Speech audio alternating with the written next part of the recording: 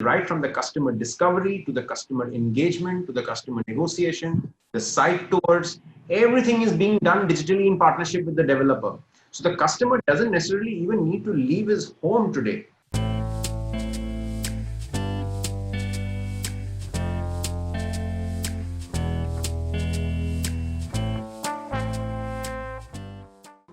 It's such a big privilege and a pleasure to reconnect with everyone, our distinguished audience, our attendees, and some of who also joined us previously offline for our leadership events. To share with you, we've received over 300 registrations, a very good number, keeping in mind that 90% of whom are CEOs and CXOs. One of our key industries that we are strongly engaged with is the real estate industry. In response to the COVID challenge, the Blue Circle also has accentuated its digital presence. One of the many modes we will employ is our weekly webinar series, our digital publications, and we're also building a hand-picked domain-focused expert pool drawn from among our leadership community or from our member base and its associates that will help guide businesses during this era and post the COVID era also. And today, we've invited thought leaders from different subdomains to give us perspectives from the developer, the technologist, the market and investment advisors on how is the real estate industry managing the COVID impact and preparing for the future. So I deeply thank you all for tuning in today and for joining us. So now in the best interest of time, I will just mention the most relevant designations of the thought leaders on the panel. We have with us Mr. G. Raghavan, CEO of Bharti Urban Developers, Mr. Prabhu Ramachandran, founder and CEO of Facilio, Mr. Shajai Jacob, CEO GCC Middle East Anurag Property Consultants, Mr. Prashant Bindal, Chief Sales Officer of Lodha Group, Mr. Gagan Randev, National Director Capital Markets Colliers International, Mr. Yash Gupta, Managing Partner YGR, and the moderator for the session is Mr. Pavan Chaudhary, author, CEO, and public intellectual. Kindly note that we will have 2 rounds of Q&As with the audience and 2 rounds of polls to gather meaningful insights for our publication and research. So thank you very much, everyone. And now I request Mr. Chaudhary to please begin the session, sir. Hello, everybody. It's a pleasure to be with you and with this enlightened panel. The audience is also full of thought leaders, and so is the panel. The real estate sector, even before it entered COVID, it was facing tremendous headwinds. There was lessening confidence in the retail buyer, in the institutional buyer. There were issues of GST and RERA coming in through legislation, which were adding to complexities. The investor was also hesitant.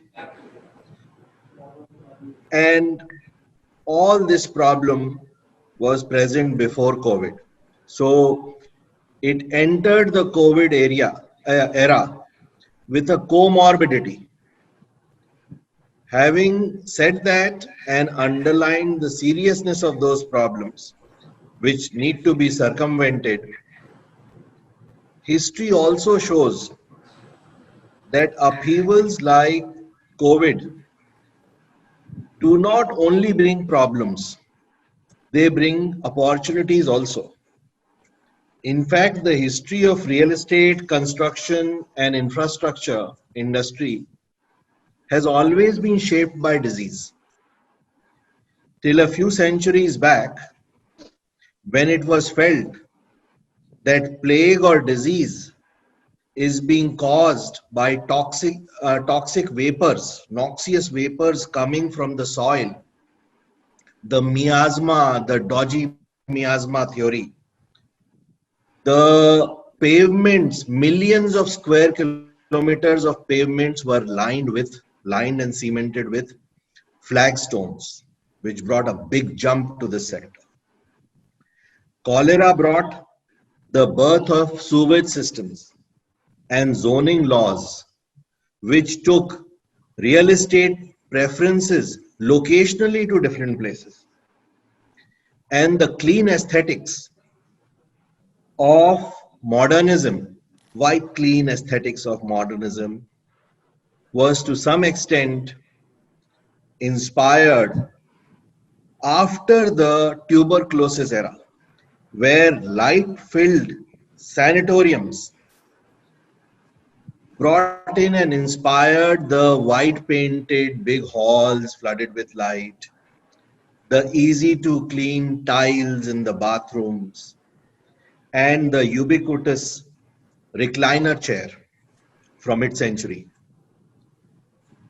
The bubonic plague brought the rat into focus, and the focus on the rat not only brought in so many patents, but it changed drainpipe design, it changed threshold design, and it changed even the foundations. So, though it is true that some inventory, some houses, some buildings came into disfavor or lost value, there was another new set of buildings, new set of homes, offices, which gained value, new locations emerged. So all these headwinds of COVID will also bring some tailwinds. This is what we feel, and this will set the tone of the discussion on an even keel, which will allow our panelists as well as our audience to come in with their points as to what are the headwinds, how they should be handled, and what are the tailwinds which should be prepared for and ridden on. So, on this note, I pass the debate on discussion on to our panelists, and let us start with G. Raghavan. G. Raghavan, what would be, in your opinion, the main headwinds and tailwinds, and how to handle the headwinds? Raghavan. Thank you. Before I even get started, I just want us all to be present to one reality, that it is us who invented this whole new phraseology called VUCA. Even much before COVID-19 became a very major source of uncertainty. One thing that COVID-19 has absolutely made sure is that there is no ambiguity about its impact. There's no ambiguity to its impact across industries. Therefore, much as we will talk today about the real estate industry and the impact of COVID, the tailwinds and the headwinds around it, we cannot but recognize the fact that they are highly integrated into every other sector. So having said that, I think I look at our real estate industry in terms of four main segments, namely the residential, the retail, the office, and the hospitality segments. There are other segments such as the industrial, manufacturing sectors, institutional, schools and hospitals. We'll keep that aside for the moment. But I think that where COVID-19 has impacted and will continue to impact, for each of the sub-segments will play out a little differently. We will do the biggest of mistakes if we simply take a generic impact called COVID-19 and tend to apply it across all industries. So each industry, each player will be different. And actually within the industry, the factors are not going to be the same for every player. So it's very critical. Those who are going to come out of this successfully are those players who look at the industry for what it can offer, but look at their own specific firms in order to recognize what are their unique strengths and what are their unique constraints that they need to now redefine their operations from. So as we go along in the evening, I'm sure that we'll have opportunities to talk about specifically what are the tailwinds that are happening in the residential as well as the headwinds, whether it is the emotional elements of wanting to own a home today compared to what it was before COVID, or people looking at it as alternative investments, and people are realizing that, hey, residential place in my portfolio is not a bad thing to have today. So there are factors like that. Definitely job losses and loss of income is a big headwind in this business. Office is the most talked about space today, primarily because of work from home. they say that if you practice something for 21 days continuously, you're very likely to end up with that as a good habit. So working from home has happened twice the length of the 21 days, and lots of people out there are thinking, hey, gee, this is not a bad thing to do. So why don't we do this? And the employers who have never believed in this, I've been talking to so many senior people in the office leasing space. They all are surprised to the extent to which it's working. But I would say the jury is still out as to how much of adoption is going to happen, what are the challenges in it, and if there are going to be new things happening there in terms of what are the tailwinds and headwinds. Just to spend a minute on this, I think in terms of the tailwind, we should not forget that nobody forced this office space market to grow. The growth happened because of the growth in the business environment, cost optimization, and the benefits that it offers for companies to locate in India and operate for the world. Now, have those fundamentals gone away? I don't think those fundamentals have gone away. That's a very strong tailwind that will continue to be there. Sure enough, it is getting seasoned by the fact that work from home is going to add a dimension of the quantum of requirement being a little different from what they would have had coming into the game. So that is going to be a change. But also remember, social distancing is not going to allow the same utilization of space as was possible before COVID-19. So there you have a real concoction of factors that is going to end up into a steady state, which will be a new steady state. And there is also currently, Pavan, I'll just take this 1 minute and pass back. Currently, the biggest topic that is going on is on the supply side, namely completion of projects and the concerns about the migrant labor availability, not availability. I'm sure as the evening progresses, we'll have more opportunity to talk about. But when it comes to migrant labor, in my mind, there are two parts to it. One is the human aspect. These people have been holed up in their own camps for the past 40 days, worrying about their families and everything else. So it is but natural for them that the moment they think there's an opportunity to go back, they want to go back, because that is their vantage point.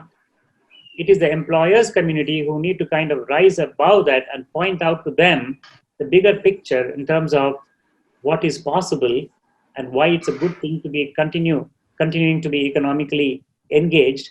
And you will go home at the normal time that you normally go, namely Diwali, Dasara time people used to go, and that can still happen. But I think that is on the migrant labor side. The last point I want to say is, I think this migrant labor is clearly a set of solutions that have been waiting for a problem. What I mean by that is, it is no rocket science that everybody needs to be more productive. It is no rocket science that people have to be skilled. It is no rocket science that people have to be trained in safety methods. It's no rocket science that there are productive methods, building stuff outside and bringing in here and doing. So lots of productivity measures were always there. But the industry needed to be woken up in terms of, hey, do you want to continue to depend on this extent of migrant labor, or do you want to do something that is within your hands? So these are some of the points I have as opening comments. And as we go along, I'd be very happy to participate and answer the questions. Excellent points. And I was just reminded by your discourse that the power equation between employer and employees has often been changed by such upheavals. The Black Death brought the demographic correction, number of peasants on the field reduced, their importance increased, and they were given much more privileges. And similarly, perhaps work from home also will improve the relative power of the employee against the employer, because it may bring the gig economy, which is also coming. So the employer will have to keep the employee attracted to him also, because the employee may be employed by more than one employers. And interesting, very good information you have shared. I would like to go to Gagan and ask Gagan for the headwinds which the investors are thinking that they are facing, this sector is facing, as far as investments are concerned. Gagan. Yeah, so I think, carrying on from what you said and what Raghavan said, I think the period of upheaval that we've seen over the last couple of months is something that at least I have not seen over my lifetime. Uh, you know, the real estate industry, I think in India was going through a fair amount of tumult in the last 5, 6 years. There were sectors like retail, there were sectors like office, warehousing, which were doing phenomenally, attracting a lot of interest. And there were also sectors like residential, which had been suffering for a long time. And despite RERA, GST being ultimately items which are ultimately there for the strength of the industry, they also promoted their own sets of challenges for the industry. So as things stand today, what is the industry grappling with? The industry is grappling with short-term challenges, which are of course going to be overcome in the short term. And if I were to very quickly tell you the challenges in the short term, you have, say, if I am a developer and I have a large amount of space given to tenants, whether it be on the office space or on the retail side, a big chunk of my time today is going into negotiations. Somebody says I'm not going to be able to pay you at all. Somebody says I'm not going to be able to pay you partly. Somebody says I want a moratorium for a couple of months. So those conversations are happening. If I was a developer, besides those conversations, I'm also worrying about when is my labor going to return. Am I going to find people to kickstart my projects in the next couple of months? How much of delay am I going to face in my projects because of that? If I'm a buyer, a retail investor, etc., at this point of time, I'm looking at, is it a good time right now? Should I be more worried about my job, my liquidity, my cash flows, and something as buying a mundane as a house can come sometime down the road. And if I was an investor, I think it's a good time to sit back, look what is happening in the industry, what are going to be opportunities which are going to come across. So let me quickly, from the short term, jump to the medium term and what I see happening in the market in the medium term. I think office is going through its set of upheavals at this point of time, but I think by and large, I expect the office sector to remain at similar levels. There are going to be certain markets like the South markets, which are very strong, and I expect there to be no impact at all. There could be a little bit of impact which could be visible in the markets of, say, Mumbai or NCR. Why do I say that? While we have a huge amount of focus currently at work from home, I think the jury is out, as Raghavan was saying, on whether it is going to be something permanent. There are ultimately going to be concerns of data privacy. You can build in all the safeguards, but can you stop somebody from taking a camera and taking photographs of the screen? So those privacy items will remain. You may have a situation where somebody says that, I was looking at taking on 50,000 square feet of space. I now look at taking only 35,000 square feet because I'm going to budget for less employees. But on the other hand, if I was taking 40 square feet or 50 square feet per employee, I may need to ramp that up to 75. Why? Because I now need to adhere to social distancing norms. So net, I expect that to balance out. I don't expect that to, the office sector to be hit too much. The sector which may get impacted in the short term or the medium term is actually the co-working space, because companies may decide that the experiments they had taken on in the last couple of years on the co-working side, where it was a very easy way and maintaining flexibility and taking on space as and when you need it. But now you may decide I may need the safe confines of my own office because I have control over safety, hygiene, security aspects. So that is something which could happen. What is definitely going to be impacted, I think, in 2020, at least slightly negatively, is the retail sector.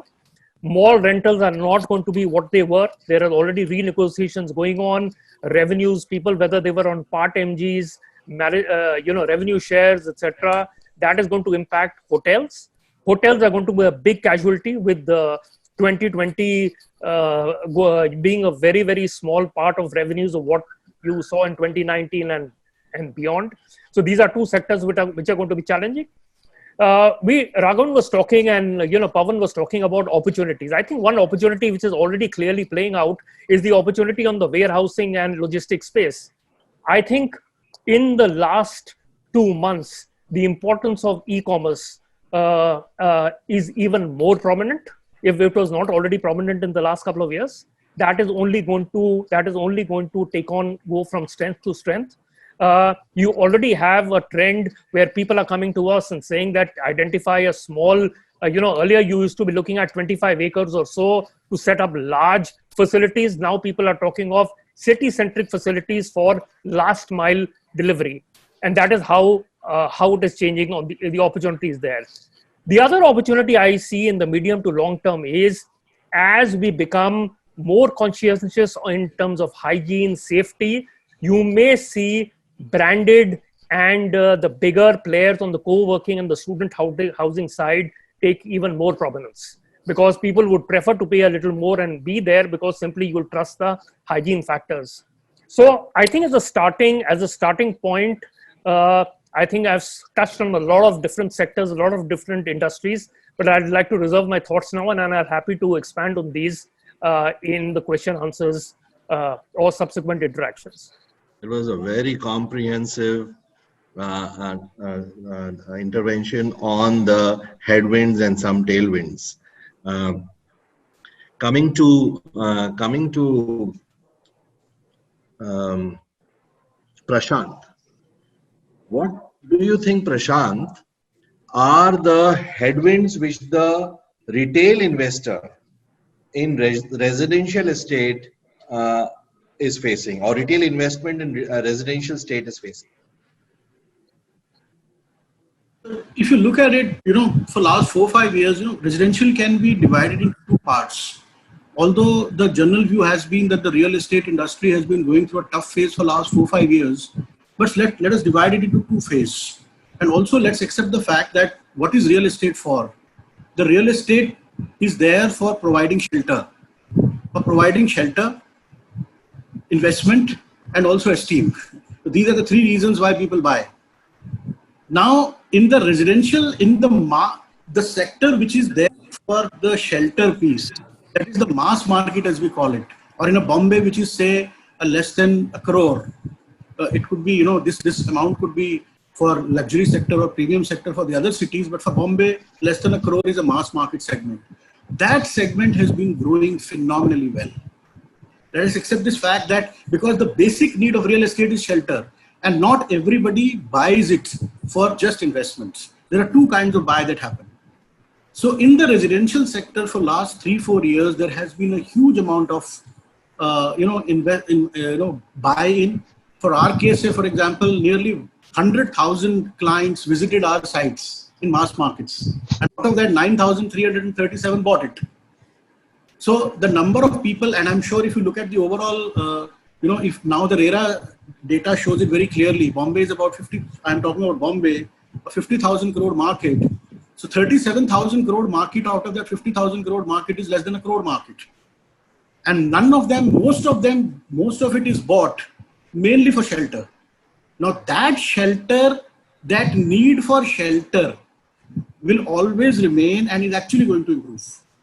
It's actually going to improve, and that is what we have seen in last 2 months. The need for a ready-made home has increased phenomenally as we are interacting with the clients digitally, of course. From a headwind perspective, the luxury and the premium sector, that is one sector where people buy when they upgrade. As their income grows, they upgrade. They buy it for investment. They buy it for esteem. They buy a brand.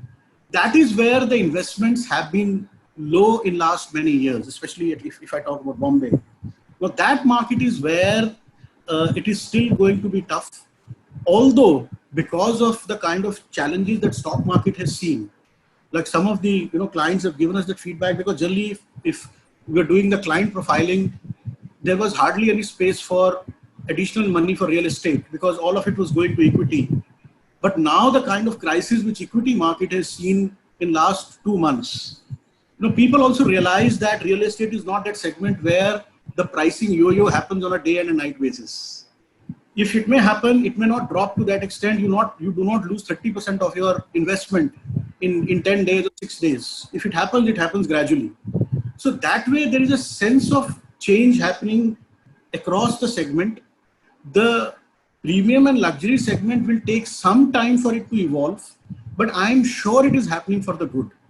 Because in real estate, the segment that was there in terms of investment was anyway low. It can only go up. Whereas the need for the shelter, that has improved very significantly. That has improved very significantly, and everybody, in fact, in 30 to 50 lakh housing, the demand is very, very good. In fact, it has increased very significantly. Of the, we have done close to 500 bookings since the lockdown has happened, out of which more than 400 bookings are in this segment. And we could never believe that this could happen. And when talking to the clients, there is a very significant demand, because demand is for ready to move in, which is ready to take care of their interests under challenging times. No, very good. Very good point. If you look at it, there are both the opportunities and residential, ready to move in, right price segment, the need for the shelter increasing very, very significantly. Everybody wants a house now. Everybody wants a house now. A house which can give him and can take care of the challenge.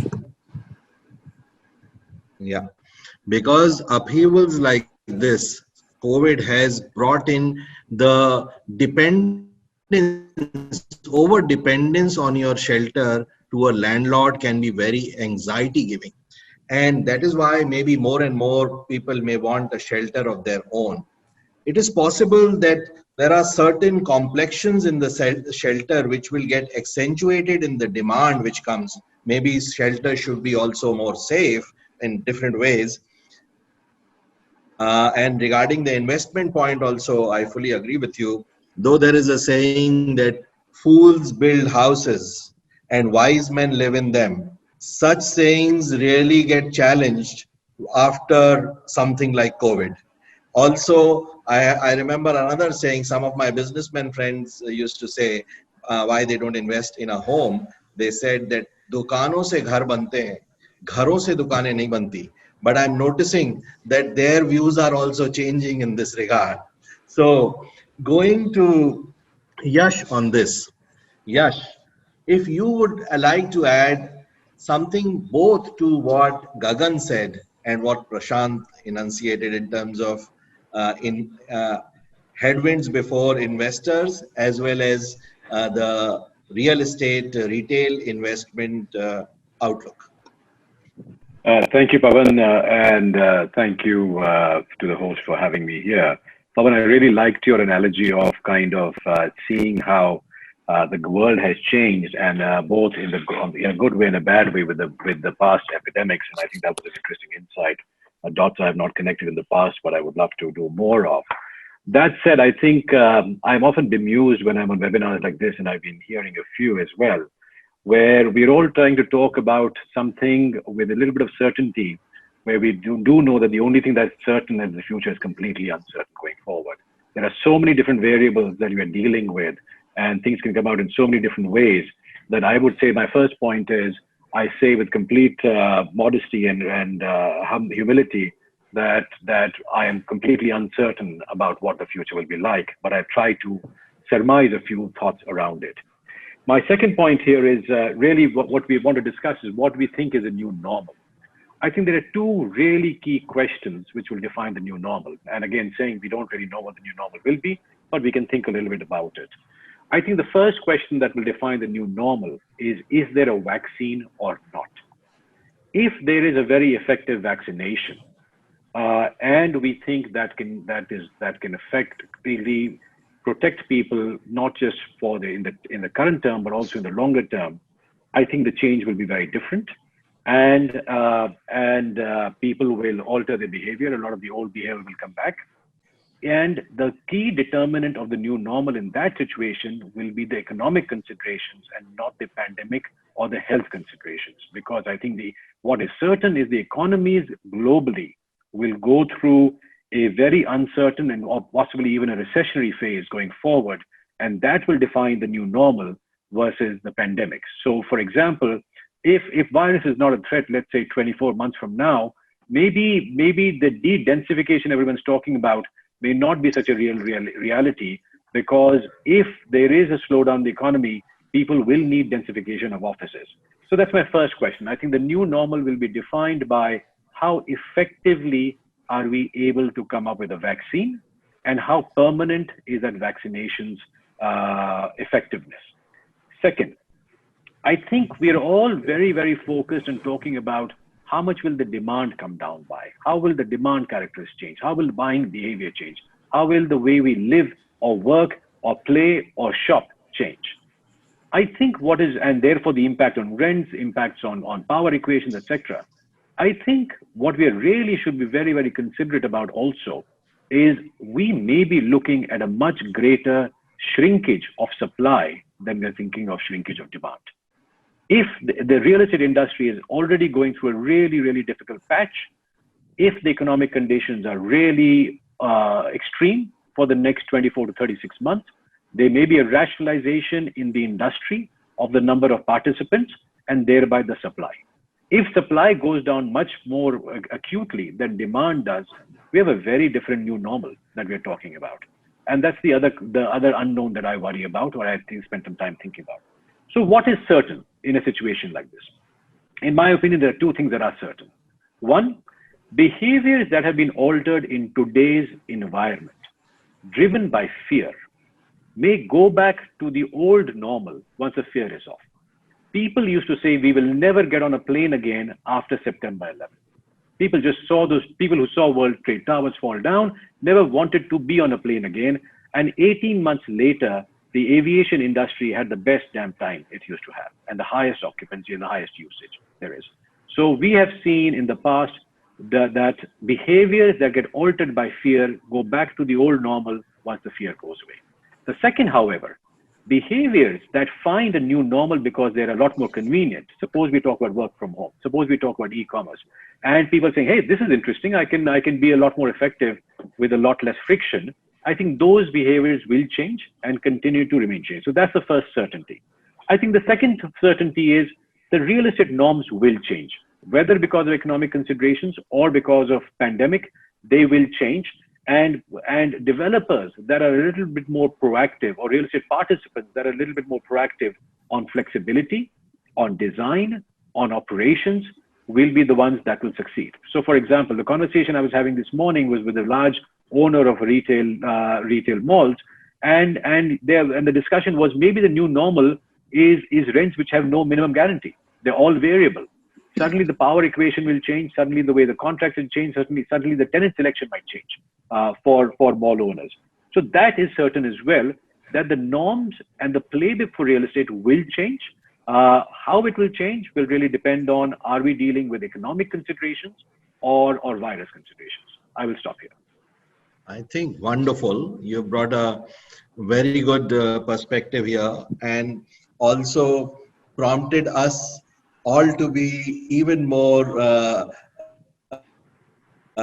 modest or humble.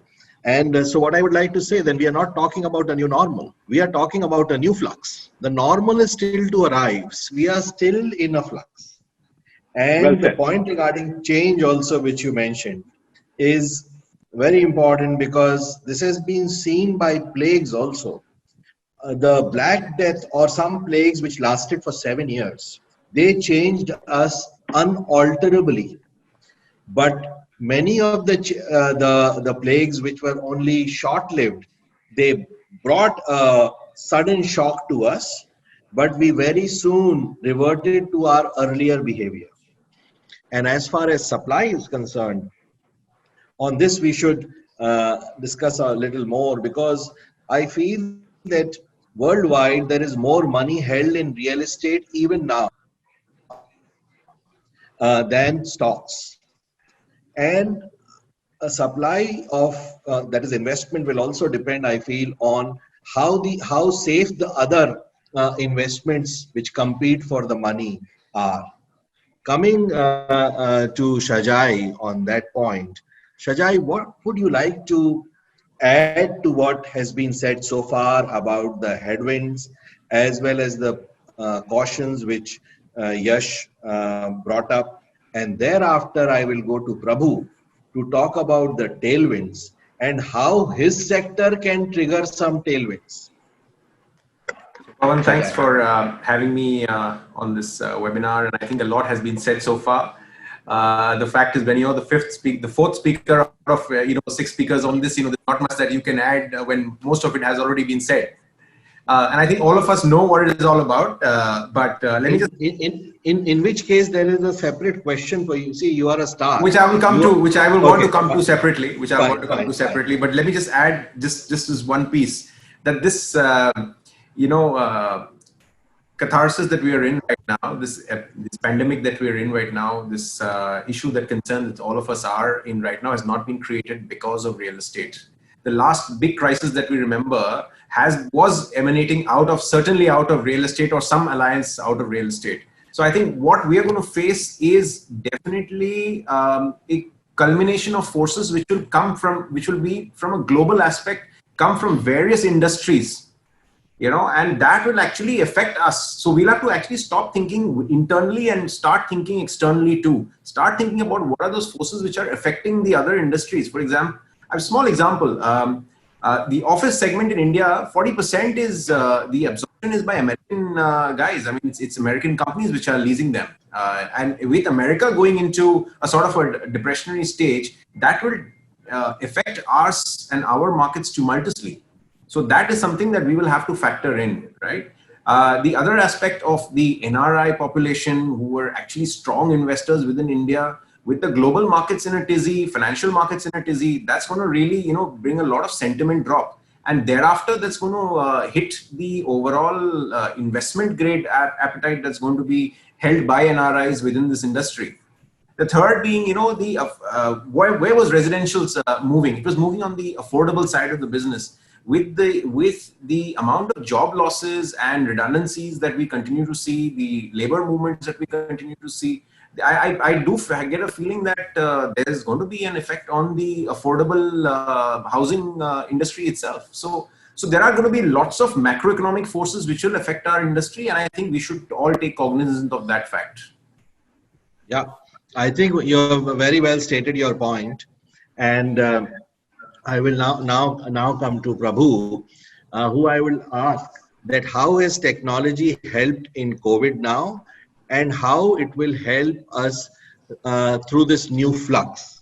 And thereafter, in the interest of fairness, we will go to Shajai back to talk about the tailwinds, so that he is not at the end of the tail every time. Yeah, go ahead, Okay. Prabhu. Yeah.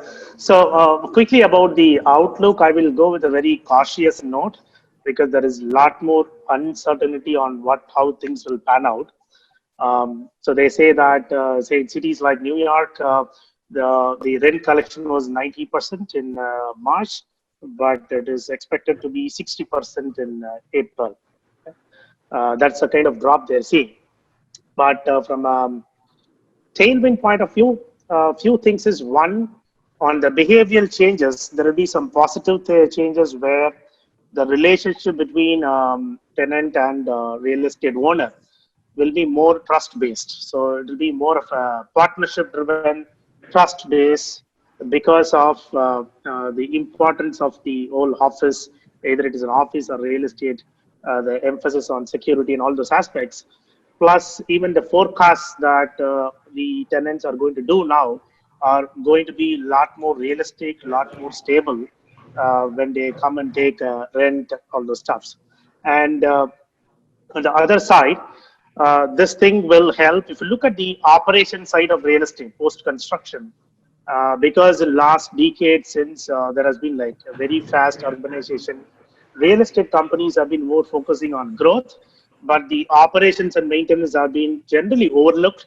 And there is a lot of wastages and leakages in that area. And this might trigger efficiency in the whole real estate cycle, where both the tenants and the owners are going to focus on how can they make things efficient in terms of workforce, in terms of utilization of energy, water, everything. So that is an enforced good thing, where the whole operations and maintenance will adopt more technology, become more nimble, more agile, so that it comes and becomes relevant in this case. That will also have an impact on the whole climate change thing, because real estate is the number one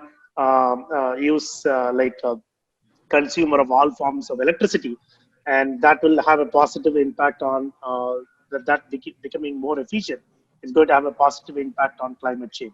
So those are the two areas where one is behavioral, more of a partnership-driven trust base, and another one is companies going and embracing more tech for efficiency. Yeah. Also, there is a lot of talk as to you already mentioned that how efficiency will become so important, and I think you've made a very good point. Thank you. So I come back to Shajai with two questions. First is what, in addition to what Prabhu has said, are the tailwinds in various sectors he anticipates, which will be able to encounter at least or counter in the midterm the headwinds he has spoken about. And the second is a direct question to him, which is about his perspective on commercial projects in India and GCC in the times to come. I will start weaving in the questions so that the audience also gets answers to what it is looking for from you. Shajai. So, Pawan, I think the first question I will attend to later. I'll take the second one first, which is on the attractiveness of commercial real estate. And I think the question was on the attractiveness of commercial office real estate from GCC investors. Yeah. I think the fundamentals of that remain very simple. The need for a second income, the need for an investment grade high yield asset, which can actually fuel incomes when NRIs come back to the country. And that will continue to play, that will continue to stick. We are seeing a lot of offtake, especially in good quality assets. We are seeing NRI investors focusing not merely on residential, but also on the commercial grade real estate in the prime markets of the country. Bombay, Pune, Delhi NCR, of course, Noida, Gurgaon play a very big role, Bangalore to a certain extent. And this will continue to get fueled given the fact that NRIs in their current markets are facing certainly a tepid time from a sentiment perspective. There are job losses, there are redundancies, there are wage reductions, there are job cuts which are happening. And primarily, one needs to safeguard and overcome this risk, and that's the reason why they're actually migrating to such asset classes. The other thing is NRIs were also looking at a lot of equity, and like some of the other speakers had said, the shift from gradual equity to real estate might not happen just on residential, but will also happen on the commercial standpoint. However, one caveat over here is that NRIs need to be extremely cautious. The trust deficit needs to be overcome. There are certainly a lot of players in the market who are not really offering the right quality product, or there are products which are there which might not even see the light of day. So NRIs need to be guarded against that, and of course try to put their monies into proper A-grade commercial assets, which are there, and developers will definitely want to move into such, given the fact that there is going to be a glut in residential, given the fact that there is going to be a demand slowdown. So commercial assets which are saleable A-grade might come up. So that's one from an NRI investment perspective. From a tailwinds perspective on what's going to drive the sector, I think it's we don't really see demand coming back immediately. There will be certainly fence sitters who were actually sitting on assets or decisions to buy residential or to lease commercial. Those will anyways fructify. But if you ask me, where is that fresh demand going to come from, and why is it going to come from? More importantly, I think it is because of, firstly, that there has been a repo rate cut, a reverse repo rate cut. I think the government has done whatever fair bit it could. I don't think we should leave it all to the government to do, because I think India is a large organization, a large country. The government might not be able to fulfill everything that has been done outside of India by the other governments. And therefore, I think what will happen is that there is going to be certainly a leverage that will come on the lower interest rates, which will lead to lower home loan rates. There is going to be a lot of site digitization. There is going to be a lot of technology play, which is going to actually add to a lot of benefit to the customer. So, and I think that is going to really create that kind of tailwind to maybe improve demand. Look, we're not seeing a V-shaped recovery at any point of time. At best, it might just be a gradual U-shaped recovery. And if that has to happen, there are certain factors which will play, which I've actually mentioned to you. Okay, great. So we'll have to take a pause here because there are a lot of questions coming and also on my WhatsApp. So let me, and we have discussed the headwinds as well as the tailwinds in my preamble as well as in the interventions of some speakers. So I would like to come to some very good questions which have come up. So the first question is addressed to Raghavan. What steps are advised in inventory management, liquidity, and cash flows for the developers? Again, I repeat, what steps are advised in inventory management, liquidity, and cash flow for the developers? Well, it's a good question. If you don't mind, can I just add a couple of points to the office tailwind that he was talking about, because I think it's very important to set that context, add to that context. Is it okay? Sure, please do that. Do that, and I will come also to Yash after you if you would like to add anything on the question which has been posed. Yes, I will. I will certainly answer this question. But what I wanted to, because we were in that zone, I thought Please. one is I clearly see three distinct tailwinds for office space market in India. One is there's a lot of challenge about H-1B visa holders in the US. This being an election year, there's a lot of pressure on minimizing the number, exiting the numbers, and so on and so forth. And these are hundreds and thousands of H-1B people who are basically talent on two legs. When they come into India, when they come back to India, they're not going to be sitting alone. The work is going to travel with them. And all the organizations which were basically deploying at-site workforce, this workforce will come into India, and the work, there is not enough talent in the United States in the first place for all the work to be replaced with local workers. So work is going to travel into India is one of the bets I will take. The second thing I will say is, in this situation, I think like Yash was saying, a lot of American companies are undergoing a phenomenal amount of cost pressure. And the cost pressure, the first place to look at is reducing cost. And there are opportunities that India can provide for them to really operate out of India from a cost pressure point of view. Third, I think the very important point is there's been a lot of talk about Czechit or China exit of a lot of manufacturing companies. Now, it's just not manufacturing. Manufacturing is the core that drives a lot of growth in the economy. Now, we exactly don't know how well equipped we are as a country to leverage a large part of what can exit from China. In other words, broadly speaking, global realignment of supply chains and sources is going to drive a certain amount of tailwind for India. I think these things are important from an overall industry point of view, and those will all augur well for office space in India, is what I think. Now, do you want me to answer the other question, or do you want Yes, to yes. And after you, I'm coming to Yash, and I will try to announce in advance the panelists who I'm coming to, so that he can also collect his thoughts. That was the purpose. Go ahead. I think as far as inventory is concerned, I will keep it very simple. I think there are lots and lots of tools, both from a planning side as well as supply chain related technologies and tools that are available by a very, very good process of planning and really going to lean methods of construction.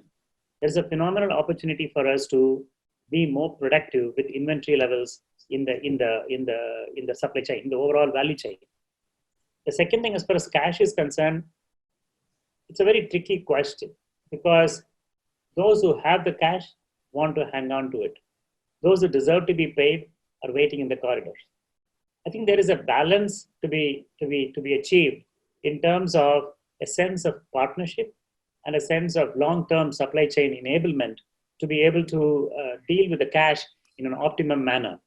Now, having said this, one area where everybody has to look at and everybody is looking at is, where can we eliminate waste? Where can we eliminate fancy projects? Where can we eliminate fancy positions that we originally once upon a time thought it's nice to have? It's important for us to revisit those things. So these two are some things I would say that from an inventory as well as a cash point of view to tide over the current situation. Great. So I come to Yash. if you'd like to add something to what steps are advised in inventory management, liquidity, and cash flows, what Raghavan has mentioned, and also what role can the government play, and what are the kind of interventions expected. After this, I will come to Prashant for him to answer if he thinks that COVID-19 will change home buying preferences in the affordable sector. And after that, I'll come to Gagan with a new question which has come regarding which says, with the need for localized storage becoming more important, would you agree with me if I say that storage, warehousing, cold storage segment would do well going forward, and that a number of micro markets would open out for the segment in tier 2 and tier 3 towns? So that's the sequence for now. I request Yash to come in, please. Thanks, Pavan. And I just taking off, I have three thoughts. The first one, building on inventory. I think the biggest change that will happen in inventory management is really the fact that developers will no longer be influenced by just the consideration of what can they sell quickly, because which used to really be the driving force, or people were managing cash more than they were managing projects sometimes. I think the mindset would be, as we've always done at my previous place at Heinz, you did not announce a project till you were clear that A, you had financial closure, and B, you could actually complete the project even if you were not able to make one single sale. People will be a lot more sensitive towards building and selling, especially in an environment where interest rates come down. It'll become a lot more feasible. The strong players will get much better debt at much better pricing, and the ones who can afford to build and sell will both get better pricing as well as better patronage from the buyers. And I think that could be the new norm for residential on inventory management. The second part with the government, I think we can have a whole session as to what we want from the government, and every real estate participant has his own laundry list. The only one thing I think that could really help the sector, given how intensive we are on capital requirements, is can we just reduce the cost of capital? Whether that means lower mortgage rates, whether that means lower construction loan rates, whether that means more liquidity. There are various forms it can take.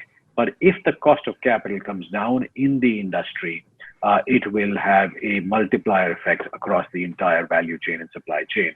And that would be my one request. And the last point on office is I could not agree with Mr. Raghavan more. The only one thing I'll add to his tailwinds is I do think there will be a flight to quality and a flight to safety even within the office space. People will have the opportunity to move to better quality developers and better quality buildings for the hygiene factors, for the operation factors, for the design factors that we talked about in the past. So coming now to Gagan. Gagan, the question was, coming now to Prashant.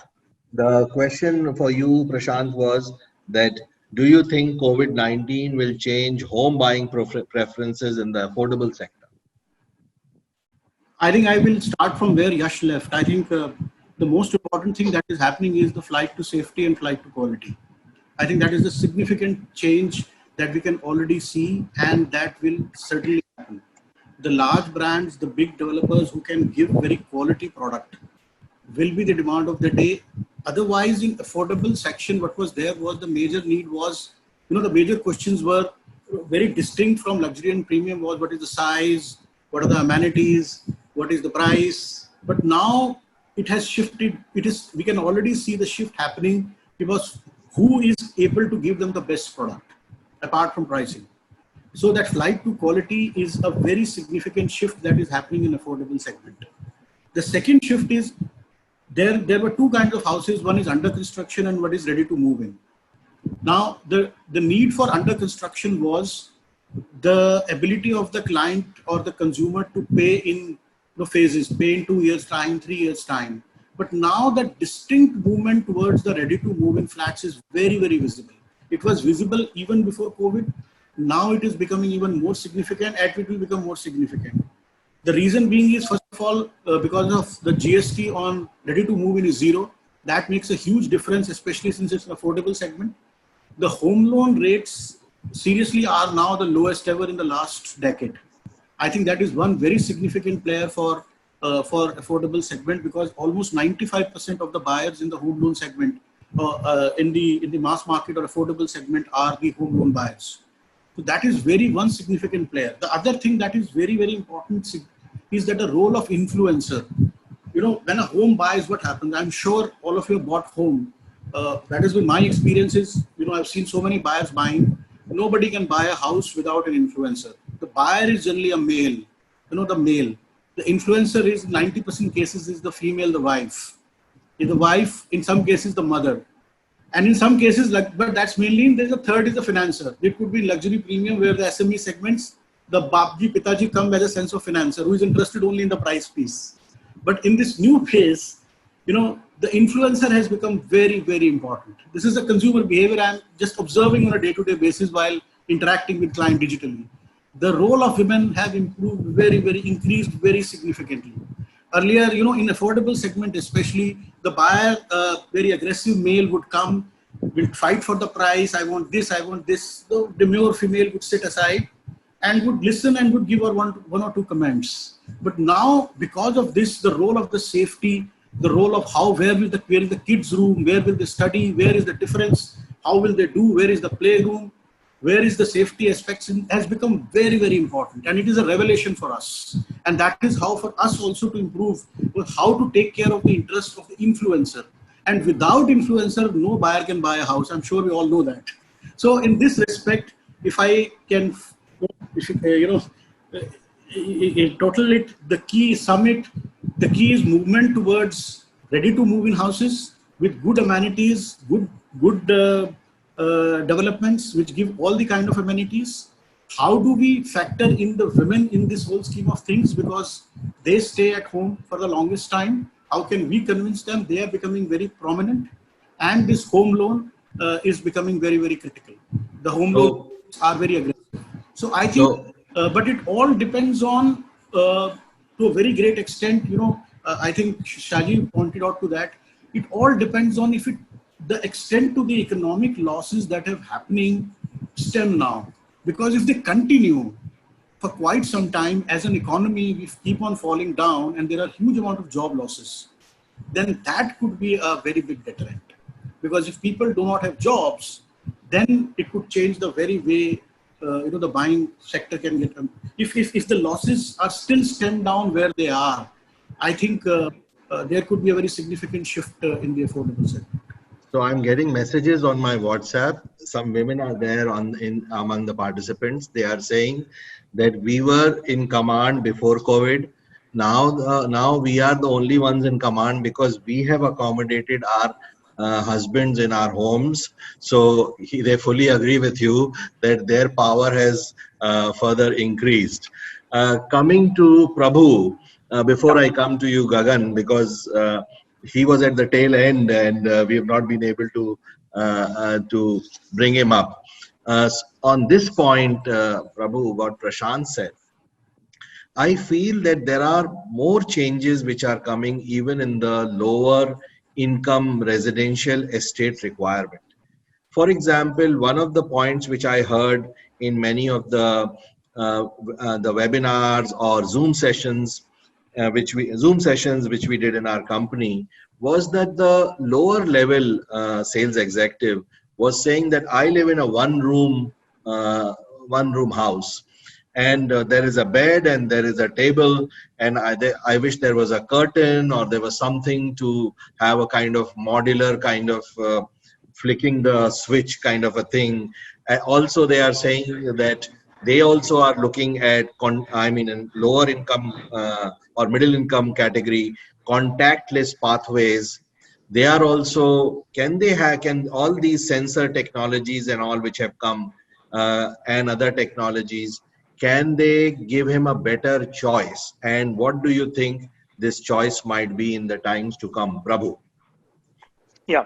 See, all of this boils down to, I would say, it's all trust. The trust between the owner of the building, either it is commercial or residential, and the occupants. That is the trust factor is going to have a lot more value now, because if you own a commercial building, And the first thing is, how do you make sure that people are back to office? As an employer, as a building owner, they have to come and sit in the office. Of course, there are going to be a lot of behavioral changes, but the need is to people to comfortably, confidently come and use the space. So that is where, of course, technology can help, but everything is going to be revolving around how can a building owner build a trust to the tenant, so that things like various aspects like what kind of measures they are taking, are these transparent, are these measured, are these done consistently, and this is where tech will come and play, either it is sensor or a software. How can you measure these, and how can this be exposed to every stakeholders? We will soon start seeing like displays in different portions of the real estate, either it is office reception, or in case of a community, like different places, there will be displays showing that how many visitors are coming into the systems, into the premises, how much of sanitizers are being used, whether is it increasing, decreasing, and how often the lifts or the elevator buttons are being cleaned. This is going to be very, very important, where how can we establish a trust with the occupants that the building is safe to be used. So that is where tech can come and help both the owners and the occupants. So tech can, one is visibility measurement. The other part of tech is how can you bring in the behavioral change, the positive behavioral changes. If you look at last 10 years, some of the major behavioral changes we have seen is how do you order food? How do you order like a cab? So that such kind of transformational changes will come in real estate, where whether it is social distancing or cleanliness or sanitization or even contracts that are very dynamic, changing every month. These kinds of changes will be triggered by technology. But everything is going to be built around the trust factor, I would say. Great. Coming to Gagan, other than the storage and warehousing comment, we would also like and these facilities going to tier 2 and tier 3 towns. There's another question, kindly address that also. How do you see the residential real estate markets being impacted in tier 2 and 3 towns, like state capitals, after COVID? Okay, sure. So let's start with the first question, which is on warehousing and the movement to city-centric warehousing and tier 2, tier 3 locations on warehousing. I think if you look at the history of warehousing, and we all know the kind of money which has been poured in to the country on warehousing and logistics in the last 3-4 years, it started off with massive facilities outside city centers, typically 20 to 50 acres, 75 acres, where people built state-of-the-art, I don't want to start naming people, but people like Indospace, etc., built state-of-the-art facilities all across this place to house goods. I think what is happening, and we are seeing it even more acutely now, post-COVID, is you're seeing people advertising Amazon Pantry, 2-hour deliveries, Flipkart, the Supermart, again 2 to 4 hour deliveries, etc. And that is going to become more and more and more the service USPs of e-commerce players. So whether it be an Amazon, a Flipkart, or a Big Basket, etc., quicker delivery is going to be the norm. Now, the only way that is going to happen is by having city-centric, what they call warehousing facilities or white good delivery centers. So the movement from those large 20-25 acre facilities to smaller half an acre, 1 acre kind of facilities, it could include building it up, from a greenfield perspective, or you acquire a building and reconvert it. I think those we are already starting to see, and that is only going to happen. As we speak, I think in the last year, and as we speak currently, there is a huge boom going on in tier 2 locations, with people aggressively looking at markets like Lucknow, Chandigarh, Jaipur, the Coimbatores, and building up warehousing facilities around these places. And that trend is only going to continue because e-commerce is here to stay. And in these days of social distancing, you are going to see a little bit of fall in footfalls of people going out, venturing out every second day to buy essentials. And that is now going to be catered through e-commerce. So that trend is definitely there. The second question I'll come to is on the risk. Before you come to the second question, let me just alert Shajai that I'm going to come to him with a question that how to build client confidence. Sorry, go ahead, please, Gagan. Yeah, so the second question you had was on impact of residential in tier 2, tier 3 towns. Now, the fact of the matter is, I expect post-COVID there to be a period of at least 3 to 6 months where there is going to be a little bit of fall-off on residential. I think Shajai also talked about it. And the fact of the matter is that there is definitely going to be a demand pushback, simply because I think people are going to be more concerned about what happens to me at work, whether I am working as an employee, whether I have got my own small or medium enterprise. I need to be more worried about the cash flows, about the security of my job. So I think that decision is going to be pushed back. That trend is going to be no different whether you're in a tier 1 or a tier 2, 3 town also. But I also expect that there are certain things that we have got very habituated with over the course of the last month plus, and which is that we have been able to reasonably work from home. Now, that is something which is spoilt us. That is something which you're also going to see as a trend, where currently you had a situation where it won't be unoff that there are lakhs of people traveling from a Delhi to Gurgaon, lakhs of people traveling from a Gurgaon to Delhi. People travel an hour and a half up and down without thinking too much of it. I think you are going to start seeing towards the end of the year a change where people would want to prefer to be closer, to stay closer to where they work. Now, that could involve some shifting. In smaller towns, you don't necessarily have that commuting hour and a half, because you don't have the kind of traffic. You have smaller towns, etc. So you're not probably going to see that much of a phenomenon as you will see in metros. But definitely, I see post 6 months there to be a little bit of bounce back coming on the residential side. Which is going to be on the basis of much lower rates of home loan. If you look at where we are today, compare it to a year back, you're already down about 100, 125 basis points. And I believe that we are going to be about 200 basis points lower in the next 6 months. So that is in terms of lower home loan rates. You are probably going to see capital values erode by another 10% or so. Given that, I think residential is again going to be a decent buy, but I think we'll have to wait about 6 months for that to become a decent buy. Great points. So coming to Shajai, and before that, let me alert Yash and Raghavan for the last 2 questions. The question which I'm going to ask you is regarding migrant labor. That with the migrant labor moving out, where do you think is the construction help going to come from? And would the builder community start nurturing and maintaining local labor? And wouldn't this result in increased cost of production if it does so? So your opinion on the displaced migrant labor and how the government will handle it. Yash, I'll begin with you, and then end with Raghavan on a supplementary answer on that. Plus, whether he feels that building is too important an area to be left just to builders, and is there a necessity of bringing sociologists and all who have only sporadically studied this area in a more enduring manner to impinge on projection as to what the society is now looking for?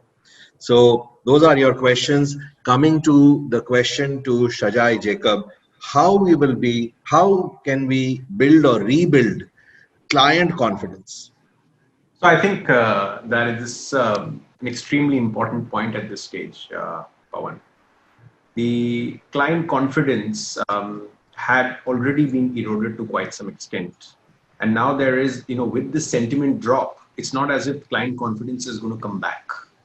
It's only going to get further deepened. So therefore, two parts to it. One is that it needs to address the execution risk, and the second part, it needs to address the trust deficit. And there are several layers to it, how it can come back. And the first layer is, for example, how does a strong brand, address client confidence? And we all see how it is playing out. Stronger brands today, more confident brands which have actually stood the test of time. And today, I would say more corporate brands. Yash was part of Heinz. So Heinz is an extremely corporate brand, and it managed to circumvent all of the construction risk. Whether even if it's the Lodha Group from where Prashant is currently. I mean, these are all strong corporate brands, whether you talk Godrej, whether you talk the Tata Group, whether you talk any other brands, whether it's Brigade and some of the other larger developers. So building a strong brand is extremely important. But along with that strong brand comes a host of, confidence building measures. And the client, when he's comparing, investment in A product versus B product, will in today's time, try to navigate himself into, even if it's at a price premium, into a more stronger brand. So that addresses one part of it. The second part of it is basically the execution risk. So if he somehow his financial commitment is mitigated or taken care of whilst addressing the execution risk, it would be far more easier for him to have confidence in that developer. And that's the reason why suddenly we're seeing good quality brands coming out with these payment schemes. And some of these payment schemes are extremely lucrative, whether it's the 1090 scheme or the 595 schemes or the 199 schemes. While the subventions have gone away, and they went away early last year, which were bank subventions, these are now developers who are actually coming out with such products to address this trust deficit and thereby build client confidence. The third part is the entire process of sale. We are seeing an entire post-COVID or during COVID situation wherein clients are not able to visit the site. So today, if it's anyone who purchases a property, 7 times out of 10, they would like to go in and visit the site, have a look at the property, and see for themselves, ascertain for themselves whether the property meets, at least what's written on the brochure. But having said that, in today's time, it's not possible. So therefore, how do good brands, good quality developers digitize the entire process? And how do consultants come out with an entire technology prowess to do it? So, at Anarock, we've actually come up with the IDSS, which is the Integrated Digital Sales Solution, which is right from the customer discovery to the customer engagement to the customer negotiation, the site tours, everything is being done digitally in partnership with the developer. So the customer doesn't necessarily even need to leave his home today to actually have a look at how the site is progressing. And that is something which is very important, from a sales perspective and from a customer confidence building measure perspective. So the customer from his desktop can actually see what's the approach road, what's the site look like, what is the surrounding area, what are the hotspots of social interest around the area. He is far more amenable to invest in that product vis-a-vis any other product. So this transformation is something that we're seeing automatically happen, and it will keep on increasing. The last point that I would like to make is capital protection. I mean, the customer today, there's a segment of clients, especially amongst the more premium, clients, who are, having the popular or the perception that the prices will soften. So they might or might not, is anybody's guess at this point of time. But even if they do, if the developer is willing to put a capital protection guarantee at the end of it, saying that within the next 8 to 10 months, even if the price does soften a bit, the consumer will be able to get the benefit of that price softening, or the fact is that if he is put in a booking for a particular property, at the end of the day, if his requirements are not met within a period of 90 days, or his expectations are not within a period of 90 days, his blocking amount is refunded. These are the schemes or the tools or the manners in which the confidence towards a particular product can be met. And we're seeing that. I mean, Prashant mentioned that he has done quite a lot of bit of sales. At Anarock also, we've managed to do it. Godrej has managed to do it. So lots of developers are doing a lot of some of these things. And these are actually, helping in building the confidence. So that's the various layers on how one can actually, rebuild confidence among the client set. Very good points. In fact, your point regarding technology, can generate the new glue of trust is very valid, and we can add to the technologies which you mentioned, also blockchain, etc., which will make sure that whatever is being said or claimed is actually correct, and the blockchain endorses and validates those claims. So great points. Yash, one more question. It's not leaving us. Though the panel had decided that we will GST, going into GST would be too specific, but this point is coming again and again as to how that GST input credit, which has been made unavailable to the real estate sector, is there a way to circumvent that? Then to the migrant issue, and then I go to Raghavan. Yeah, I'll leave the GST issue for other panelists because I am not as involved with residential at the moment. Okay. But on the issue of the migrant labor and with the issues of should developers be the ones who should be in charge of all the real estate? My point on the first one is, the point you mentioned was, will people have a difficult time to get labor? Will people have to keep labor on their own site? What else will they do? Will they have to use more technology? The answer really is yes, yes, and yes. I mean, I think there is no one silver bullet to this issue. People will have to try everything they can, which includes both reduction in the amount of labor they use, which could be automation, which could be technology, which could mean leaner manufacturing processes, etc., which could mean steel structures. It could be a bunch of different things that one could do. So on one side, developers will try what they have to innovate to reduce the amount of labor they need. Second, they will try innovative methods to keep the labor that they need and how to reduce the volatility around that. Will it all translate into an increase in cost?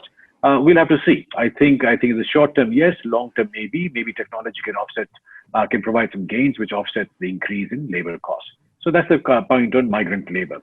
With regard to the second question as to should development be left with just developers alone, I would say even today that's the case. Today, I mean, a developer is not the urban planner. Cities have there's a lot of regulation about what needs to be developed, where it should be developed, how it should be developed, how high it should be developed, what the demographic should be, how much for weaker section of society, how much for sale, etc., etc. I think, and that will only increase because I do think there will be social demographic effects and impact and shifts because of economic considerations that will happen post-COVID.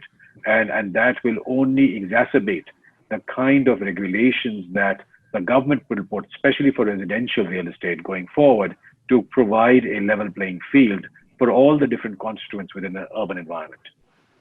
Great points. I'll come to Raghavan now. Raghavan, please share your views on how this migrant displacement challenge can be handled. And one part of building should not be left to builders has been very well answered by Yash. Let me ask you another part. Architecture, it is also said, should not be left to architects alone because there are behavioral demands which keep coming up, and these demands should reflect in their plans so that emerging needs can be caught and met.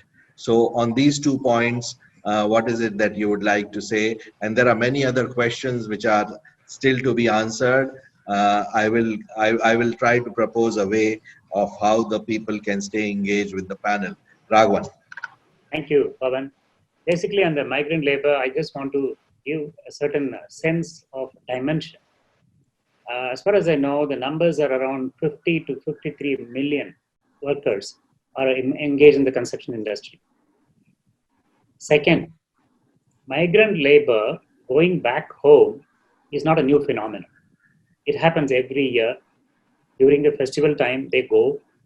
Whether 100% of them go, or 80% of them go, or 50% of them go, it doesn't matter.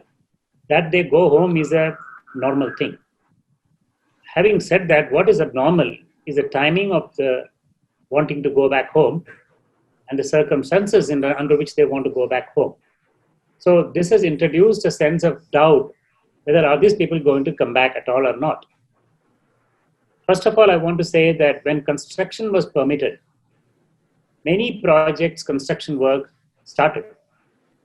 Even in our own company, the construction work has been going on. The workers have been looked after in our own camps, and they've been around. When we were allowed to start the construction, the work started. A very small percentage of them have actually left, and another small percentage of them have expressed desire to go back.